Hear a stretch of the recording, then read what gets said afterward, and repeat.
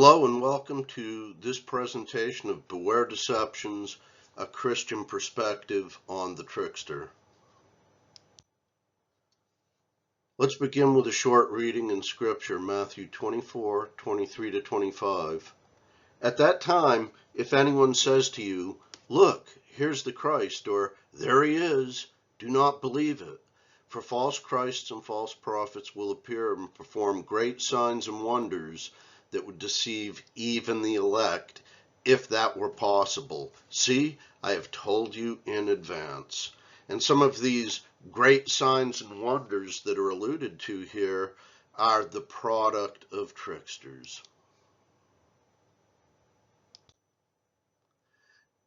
According to Merriam-Webster's dictionary, the trickster is one who tricks, such as a dishonest person who defrauds others by trickery, a person, such as a stage musician, skilled in the use of tricks and illusion, or a cunning or deceptive character appearing in various forms in the folklore of many cultures. And I will tell you, the trickster is a very real thing. Trickster tales are a type of story in which animals are often portrayed with the power of speech and the ability to act like people, and the main character is often an animal, but not always. The trickster may at times be portrayed as a hero and at other times as a villain, or may start out like a hero and later be revealed as a villain. When treated as a hero, the trickster, again often an animal, has to use its wits to defeat bigger, stronger animals or even humans, and escape is a frequent element of such stories.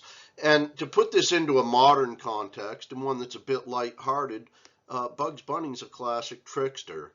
And think of Bugs's many encounters with characters like Yosemite Sam or Elmer Fudd, both of whom he frequently has to outwit, and both of whom in many ways might be bigger or stronger, possess guns, things like that. The trickster is often a master of disguise or even a shapeshifter. Tricksters are a common feature in folk tales, mythology, modern pop culture like cartoons and movies, and most importantly for us, in the Bible. While some stories treat the trickster in a light-hearted way for our enjoyment, and again think characters like Bugs Bunny, many trickster stories should be seen as cautionary tales, and when they appear in the Bible, God is giving us some very important knowledge and warnings. Tricksters, as we'll see, often cross boundaries that might be social, legal, ethical, moral, or others, and they often break taboos and encourage others to do so too. They play tricks but are sometimes tricked themselves. They invert power relationships. They often attempt to redefine things as opposite of what they really are to help themselves while harming the beneficiary who is the dupe of their trickery. They often seem greedy. They often try to get people to enter into some kind of an agreement or contract, which might be formal or informal. And tricksters expect us to follow the rules because it makes us more predictable and easier for them to manipulate. And they tend to get very angry if we don't behave as expected. Consider the big bad wolf of fairy tales like Little Red Riding Hood. He embodies many of the characteristics of the trickster. He's very greedy, certainly a master of disguise, crosses boundaries he should not, like entering houses that are not his own, and tries to win the confidence of his victims, often through his trickery and his disguises, before turning on his victims. Consider how the characteristics of the trickster compare to the Ten Commandments. It should not be difficult to see how the trickster violates several of them on a regular basis, particularly 8, 9, and 10. Thou shalt not steal. Well, the trickster's greedy, and that's usually exactly what the trickster's trying to do, trying to get something you have that they covet. Thou shalt not bear false witness. The trickster always lies. And thou shalt not covet. Again, the trickster's greedy and wants your stuff, doesn't want to have to work for it themselves, although They may seem to work very hard in really pulling their tricks and doing so, but they're certainly not going to get their hands dirty to get what you may have earned. Tricksters appear in the stories of many cultures. Some examples include the coyote, the wolf, and the raven, who are common tricksters in Native American folk tales. The rabbit, the spider, the monkey, and the tortoise, who appear as tricksters in African and also early African American folk tales. The fox, the wolf, and the snake, who are all common tricksters in European and even some Middle Eastern stories. And the serpent, Satan, temptresses such as Delilah or Herodias, the wolf in sheep's clothing, false prophets, the Antichrist or the little horn of the Bible, all biblical examples. Now it's important to keep in mind that all trickster stories have a message, and the ones in the Bible teach us some very important lessons indeed. Focusing on the serpent in the Garden of Eden, for example, we're warned to beware anyone who would advise us to go against God's commandments. Tricksters, as we've already seen, can come in a variety of forms, but the trickster's predominant or most common characteristic is guile. And guile in this context most nearly means cunning, treachery, craftiness, and trickery. And it was through guile that the character Delilah was able to trick Samson, making him a dupe or a victim. And if you're not familiar with that story, I'd encourage you to read the book of Judges. It's a very good story. Typically, the trickster will form a contract or agreement with the dupe, the character being tricked, and then betray that dupe. The trickster is a power broker who achieves his or her strength by violating the boundaries set by society in typical stories, and more importantly, by violating boundaries set by God in biblical stories. Sometimes when the trickster tries to play a trick, he or she is caught and disgraced, and in such cases, the trickster himself might become the dupe, and the characters that he has misused earlier in the story become the power brokers and punish him. And certainly the serpent in the Garden of Eden can be seen in this light, although, of course, it's not Adam and Eve that punished the serpent, but God himself. And naturally, Adam and Eve get some of that punishment as well for listening to the serpent in the first place. The trickster will often try to create a situation of dilemma. These dilemmas often deal with opposites, and this is probably reflective of the trickster's delight in presenting things in terms of opposites. Some examples include, and are certainly not limited to, well, life and death. And in the modern world, we can see arguments about climate change and abortion and things like that in just such a light.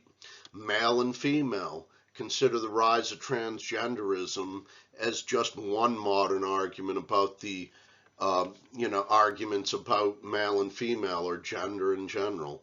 Harmony and disharmony. Consider efforts that we see today to divide people based on race, politics, religion, and whatnot. Good and evil, right and wrong.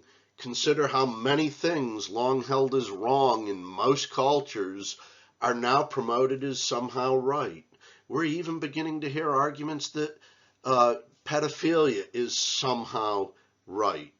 Trickster tales, particularly non-biblical ones, often end in disharmony, and the trickster's strategy is to maximize short-term economic gain at the cost of long-term goals like social cohesion.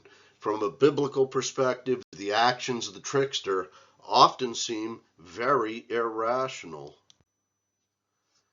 Scholar Roger Abrams points out that the trickster is a part of society but functions at the limits of society. The trickster lives between nature and culture, and because of the trickster's dual identity, they can unmask or disorder the world of those of us who live more firmly in the norms of society, those of us that try to stay within the rules.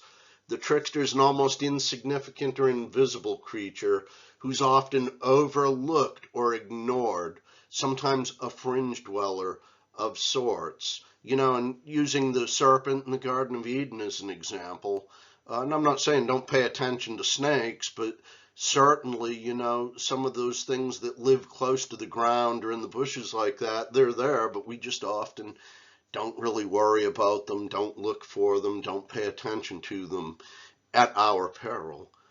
This very indifference of society towards the trickster allows the trickster to learn the secrets of others and undermine their doings.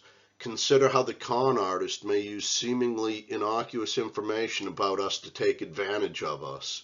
And on a spiritual level, consider how Satan knows our weaknesses and sins and uses them against us. Abrams views the trickster as proto-revolutionary or amoral. He's not trying to make right or wrong triumph. He's simply acting for the sheer joy of causing disruption and breaking boundaries. While this may be the case in many folk tales or pop cultural stories like cartoons, in the biblical sense, the trickster does want us to see evil as good and good as evil. The trickster of stories seems to live and move for the joy of the moment, delighting in stirring up the world. Certainly, it seems they often do not care about long-term consequences. For example, did you ever wonder if the serpent in Genesis ever really gave any thought to the possible consequences of deceiving Eve? I remember even as a child thinking, wow, he didn't really think that one through.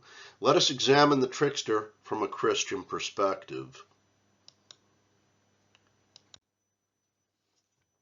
First, let's consider a couple of elements common to trickster stories, which I've already mentioned.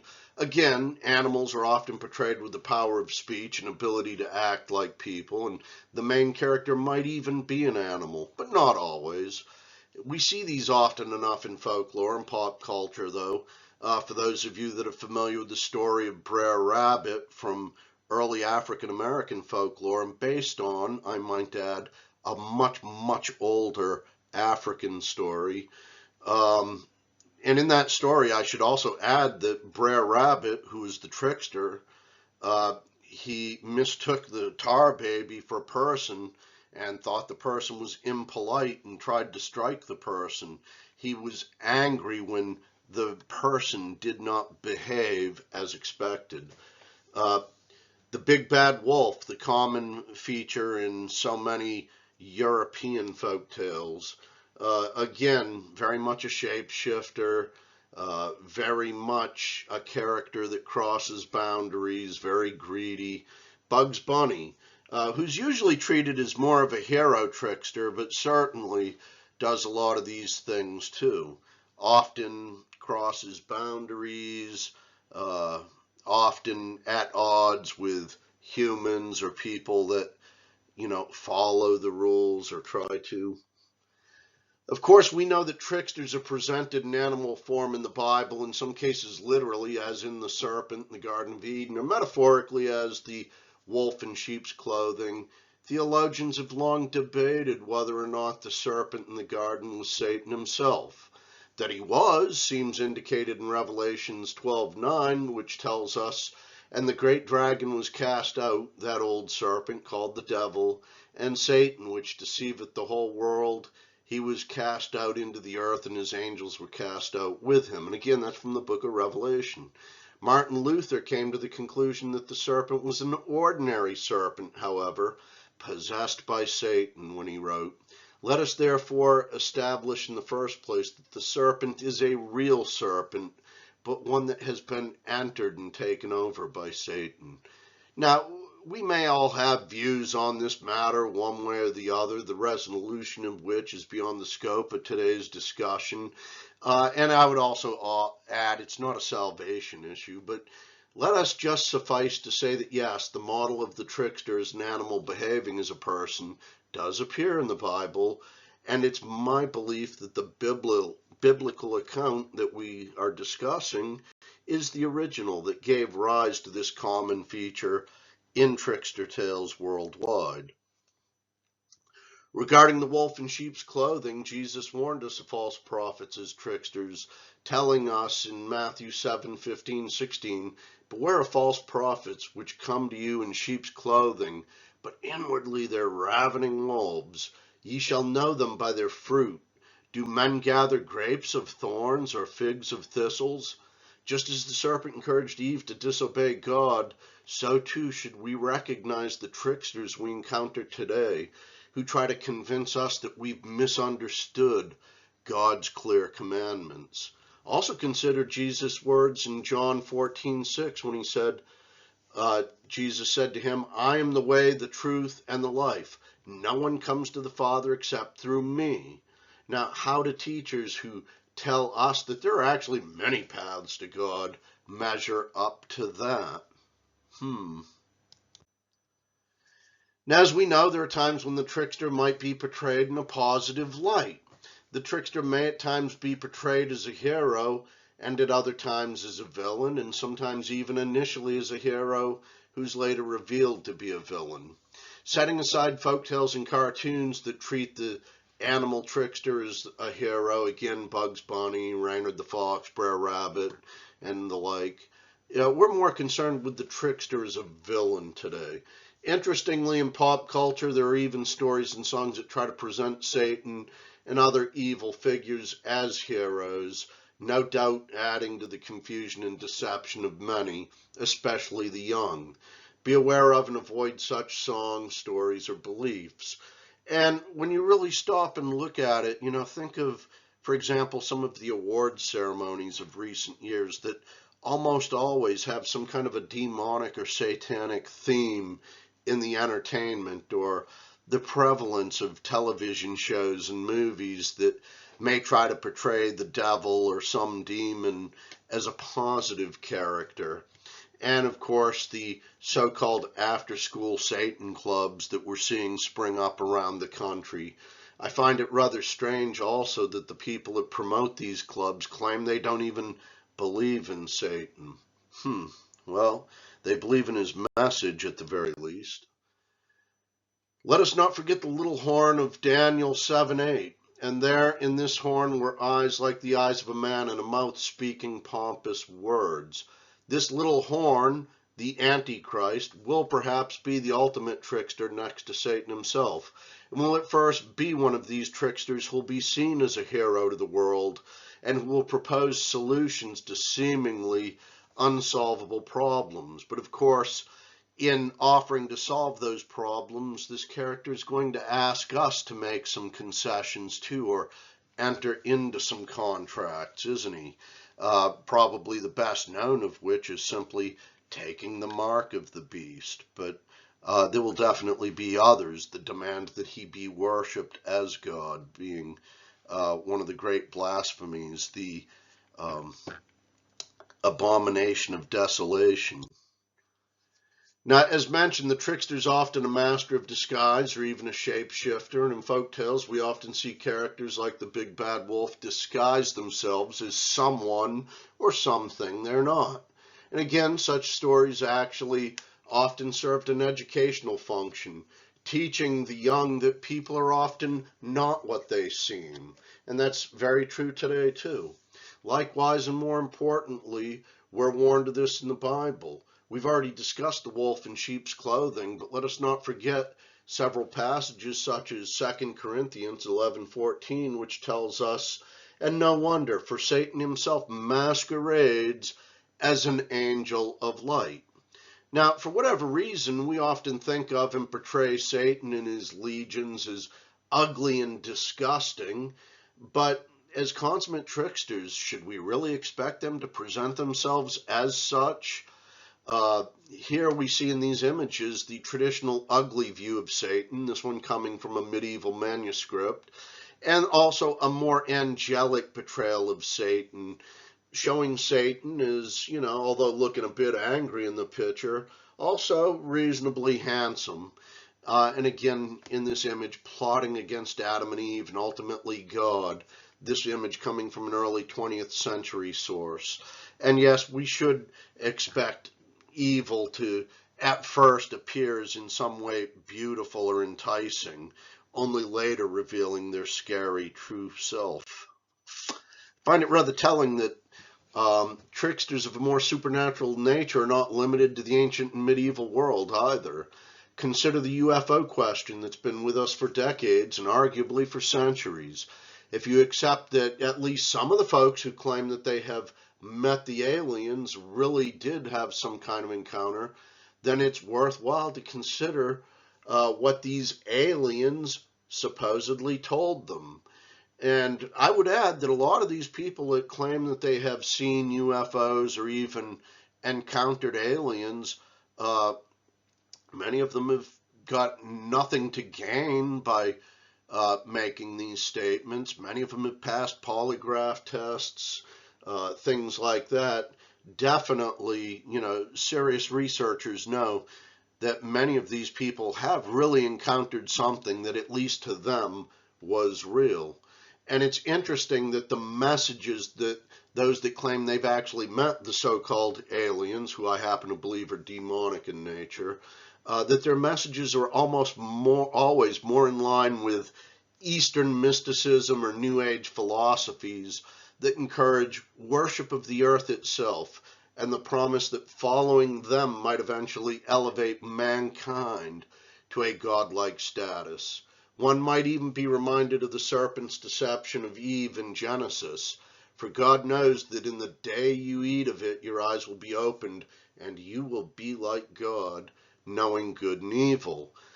And that's one of the promises that these so-called contactees in UFO cases have made the claim that it's often promised that, through their mentorship or their example, we might become as gods. It's actually a very frequently heard promise.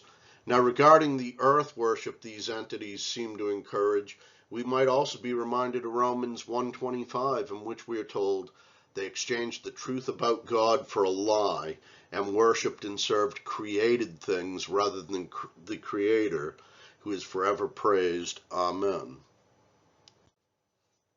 Now, while not Christians themselves, it's interesting to note that some of the most respected UFO researchers in the world, like Jacques Vallée and John Keel, after years of research, concluded that the UFOs and their occupants have far more in common with demons and other supernatural beings like fairies than they do with space travelers. John Keel, as you may or may not know, was a journalist who had witnessed some UFOs himself and also investigated the so-called Mothman prophecies of West Virginia in the late 1960s as a journalist. And that led him to research and write several books on the topic. As for Jacques Vallée was an astronomer and computer scientist, and still is, by the way. Vallée is still alive. Keel died recently. But Jacques Vallée was even employed by the U.S. Air Force's Project Blue Book. And Vallée started out, like many researchers, believing that UFOs might be literal nuts and bolts spacecraft from another world and that sort of thing. But he very quickly came to the conclusion that nothing could be further than the truth. He came to the conclusion that they were very real, or certainly, perceived as real by the witnesses, but that they weren't anything nuts and bolts, but rather something more spiritual. Vallée was one of the first to point out that they had a lot in common with reports of demons and fairies and things like that in centuries past. These are fascinating books. I would only tell you that if you choose to read them, please be sure to read them from a Christian perspective. And again, the conclusions they reach are not that different than what we as Christians would reach, and it's just rather telling that these are secular researchers. Some quotes by these authors: UFO mania is no different from demonomania, and that was John Keel's words in the afterword of the 2002 edition of the Mothman Prophecies. I should probably add that book has several earlier editions going back to the late 1960s. Keel also observed in his book, Our Haunted Planet, they once exploited the human race in the guise of benevolent gods living on hilltops. They now exploit us through the modern myth of extraterrestrial visitors from distant stars. So he feels that they have some kind of an agenda and that they're trying to use us.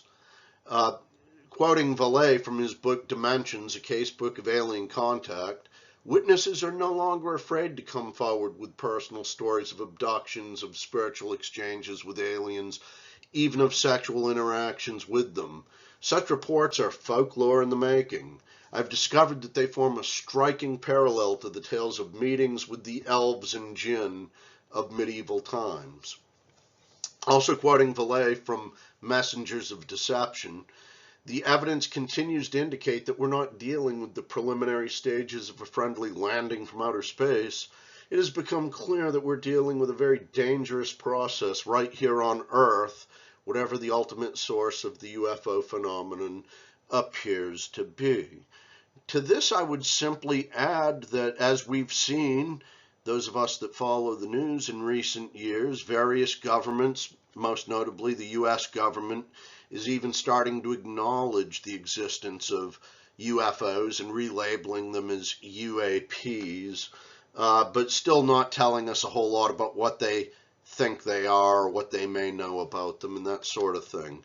At any rate, I would just caution folks that this is part of the deception that we're warned of, the lying signs and wonders, and should aliens land on the White House lawn or anything like that anytime soon, as Christians, be very, very critical of anything they might try to tell us. And I'm sure if you analyze and evaluate what they say, you'll discover that it's going to be at odds with certainly the Ten Commandments and the Word of God. Now, getting back on topic, a couple of points about tricksters already mentioned that deserve more attention also include their tendency to cross boundaries, whether social, legal, ethical, moral, or others, or break taboos and encourage others to do so. These can be summed up simply as they often sin and may try to encourage others to do so. Hey, I'm doing it, it's okay, you can do it too. Now, a somewhat light-hearted but valid example of this from pop culture is Bugs Bunny's tendency to disguise himself as a female. Now, while meant to be funny and also usually meant to be a way that Bugs Bunny was using his own guile to overcome stronger adversaries, it was nevertheless funny to us as an audience, just because of the fact that he was crossing social and moral boundaries and getting away with it in the 1940s and 50s when this sort of thing was very taboo. And this is, of course, also an example of the trickster as a master of disguise or shapeshifter. But, of course, as we know, today we see these sort of things presented not as outrageous and humorous, but as supposedly normal. Today, we, and especially our young people, are told that it's perfectly okay to engage in such behavior, going as far as telling children they might have even been born in the wrong body and can be transformed from one sex to another. And I find it especially disturbing that young children, at a time when they barely can comprehend concepts like sexuality and gender, are being told that they might be born in the wrong body. Now, this also ties in with the tendency of tricksters to present things in terms of opposites. But what does God tell us about these matters? Well, Genesis 1:27 tells us, so God created man in his own image. In the image of God, he created him, male and female, he created them. So much for the lie that there are other genders, cross-genders, and the like. And Isaiah 5:20, woe unto them that call evil good and good evil, that put darkness for light and light for darkness, that put bitter for sweet and sweet for bitter. This is an important message about the deceit of tricksters and their preoccupation with presenting things in terms of opposites. Or Deuteronomy 22:5, the woman shall not wear that which pertaineth unto a man, neither shall a man put on a woman's garment. For all that do so are abominations unto the Lord thy God.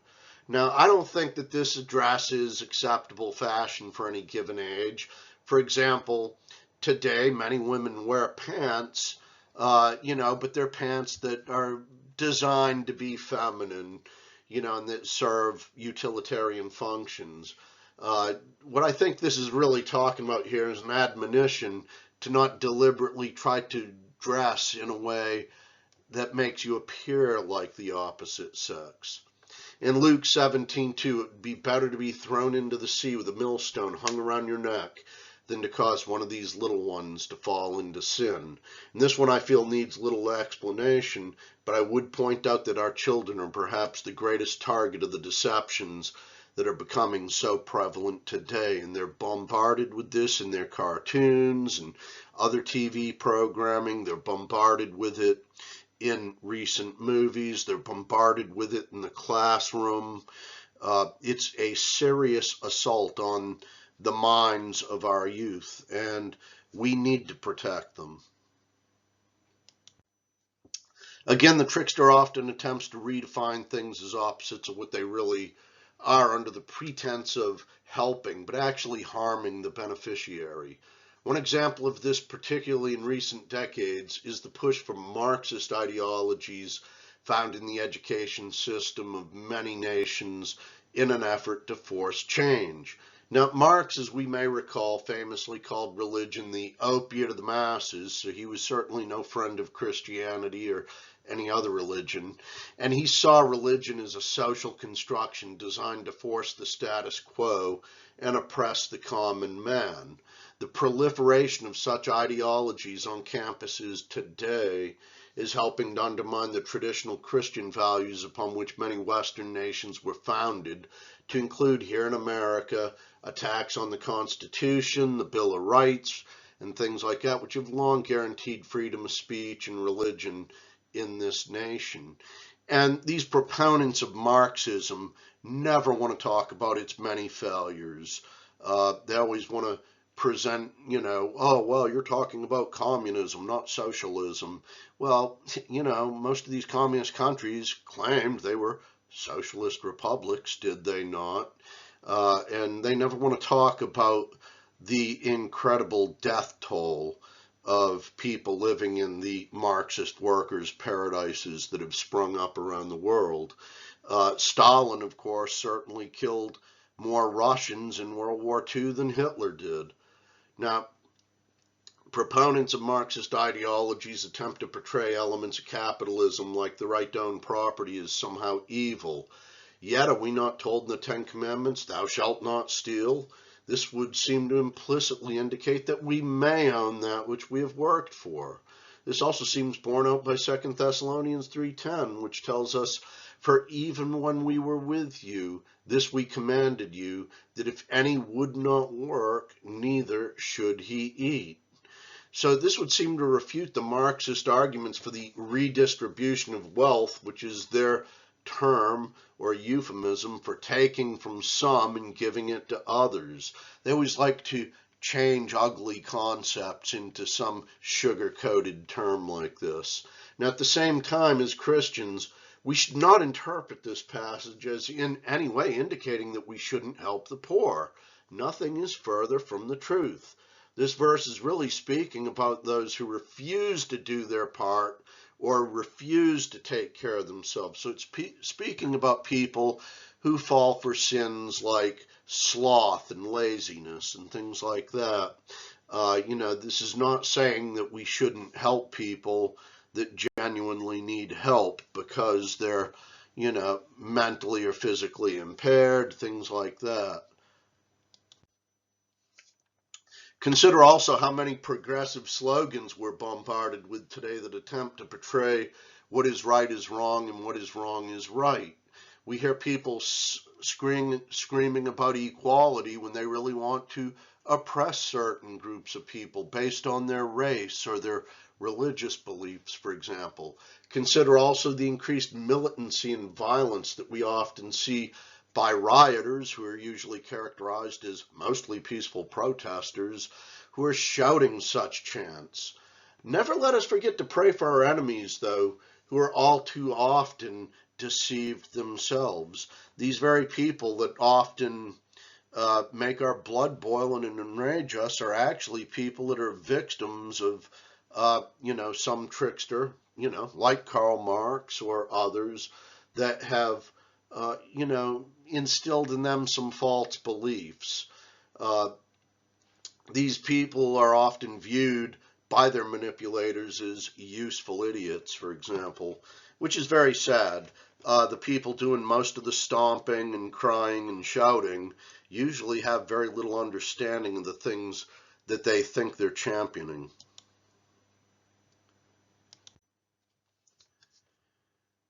Note also how contemporary tricksters have attempted to portray violent acts of terrorism as the heroic actions of the oppressed.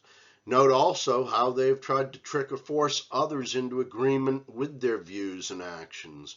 Many of the tricksters wear masks that might be those of social activists, professors, social justice warriors, and the like.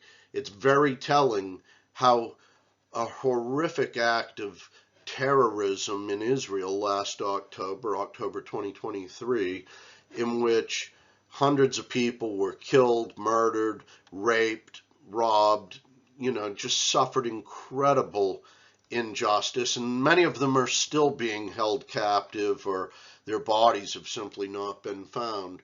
But this incredible act of terrorism is somehow being portrayed as a fight for liberty, and the people that were the victims are being portrayed as somehow being the oppressors in this matter. Again, the trickster is alive and well in our world today. Now, let's consider two more characteristics of the trickster. Again, they often seem greedy, and they do try to get us to enter into some kind of agreement or contract, which might be formal or informal. That they seem greedy shouldn't be a surprise. By now, I'm sure you've realized that many real-life tricksters are con artists or even shady business people. The sleazy used car salesman is just such an example. Not only is he greedy, but he'll try to get you to enter into a contract, or as he puts it, have I got a deal for you? Don't let your own greed allow you to fall for this trap of the trickster. Will use it against you. As it says in Luke 12:15, then he said, beware, guard against every kind of greed. Life is not measured by how much you own. And talking about the scenario in the previous slide again, I also find it rather telling that the protesters who protest against the nation of Israel and who try to portray the October terrorists as heroes chant slogans like, from the mountains to the sea, Palestine will be free. And most of them don't even know what that means, but it really is a very greedy statement. It's saying, basically, let's wipe away the whole nation of Israel and take it all. And then we hear other people talk about, oh, well, let's come up with a two-state solution. Well, they tried that already. And it doesn't seem to be working out, does it? But definitely the people behind these movements who really understand what's going on, yeah, they want it all. But the average protester doesn't even know what mountains or what sea are being discussed, much less what Palestine may or may not be. Perhaps the best known example of the trickster getting someone to enter into a contract in secular stories is the character Mephistopheles, who, is a very devil-like character. I've always interpreted him as the devil himself, although some people feel that he represents one of Satan's servants, but that's immaterial. Mephistopheles gets Dr. Faust to sell his soul in return for universal knowledge in this old German legend. And I might add there's several versions of the legend, some of which have much darker endings than others. Equally telling, and perhaps a sign of the times, is a large number of modern celebrities who at least claim to have sold their soul in return for fame and fortune. Whether they really did or not, it's the message they send our young people that matters. However, as I'm sure we all know, there's nothing cool about selling one's soul. Let us remember Revelation 3:17. You say, I am rich, I have acquired wealth, and do not need a thing, but you do not realize that you are wretched, pitiful, poor, blind, and naked.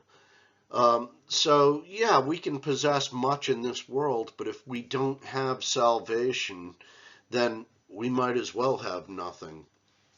Several celebrities have made the claim, though, that they achieved their talent and greatness by making some kind of a pact with the devil. One of the earliest such people in the modern era, anyway, is Robert Johnson. More recently, in the 1960s and 70s, Bob Dylan, who made such a claim in a television interview, and Katy Perry at Right more recently, who made the same claim. Now, whether they were serious or not, this is simply nothing to be proud of, and certainly something that sends young people a bad message. Let us never forget that Christ himself was tempted by the ultimate trickster, Satan, who wanted Christ to enter into a contract with him. For example, in Matthew 4:8-11, it tells us, "Again the devil took him to a very high mountain and showed him all the kingdoms of the world and their glory. And he said to him, All these things I will give you if you fall down and worship me. Then Jesus said to him, Go, Satan, for it is written, You shall worship the Lord your God and serve him only. Then the devil left him, and behold, the angels came and began to minister to him." Finally, let us not forget that the trickster will expect us to follow the rules because it makes us more predictable and easier to manipulate. Tricksters tend to get very angry when we don't behave as expected or when we bend the rules in our response to them. Consider how the easily offended in the age of political correctness fit this mold. Also consider the rage of protesters who seek to present criminals as heroes and evil lifestyles as somehow acceptable. Indeed, it's rather telling that one of the architects of today's social chaos, Saul Alinsky, who characterized himself as a community organizer, listed this as the fourth of his rules for radicals when he wrote, "Make the enemy live up to its own book of rules." He's basically telling his followers, use their rules against them. Make them follow the rules so that you'll know what they're going to do and you can plan on how to counter that. Alinsky's an interesting guy. He was a mentor to and role model of several very questionable but prominent politicians in the United States today. He said some interesting things about the devil and about hell. On Lucifer, he said, "Lest we forget at least an over-the-shoulder acknowledgement to the very first radical. From all our legends, mythology, and history, and who's to know where the mythology leaves off and history begins, or which is which, the first radical known to man who rebelled against the establishment and did it so effectively that he at least won his own kingdom, Lucifer." And Alinsky said this in the epigraph for his book Rules for Radicals, written in the late 1960s. It might also be noted that in 1966, in a television interview, he said that given a choice between going to heaven and hell, he would certainly choose hell, and he asserted that when he got there, he would start organizing it to overturn the current authorities. Very interesting guy. He seems more concerned with just overturning authority than any true fight for justice, although again, that's usually how his ideas get portrayed. Now, to summarize, in life, we're faced with tricksters constantly. Some, perhaps most, are human, but don't forget Ephesians 6:12, which warns us that for we wrestle not against flesh and blood, but against principalities, against powers, against the rulers of the darkness of this world, against spiritual wickedness in high places. Whether human or spiritual, we can know them by their fruit. But as we've seen, there are characteristics we can watch out for, which we see time after time in the secular stories of many types and from many cultures, and more importantly in the Bible, and let us not forget, which we see unfold in real life as well. So to summarize, expect the trickster to cross boundaries and break taboos and encourage you to do so too.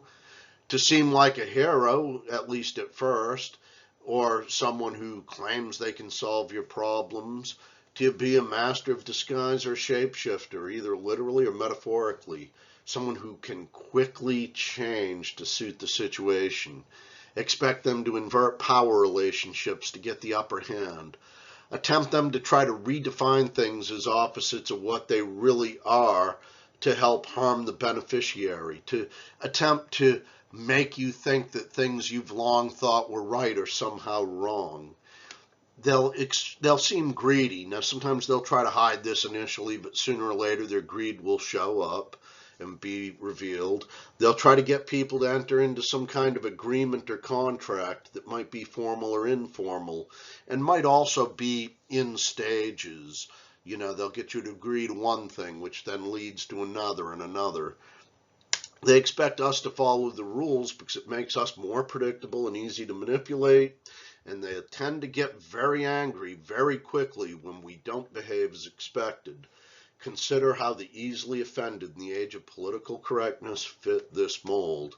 And again, remember the rage of protesters who often seek to turn criminals into heroes and evil lifestyles into what should be, in their view, acceptable.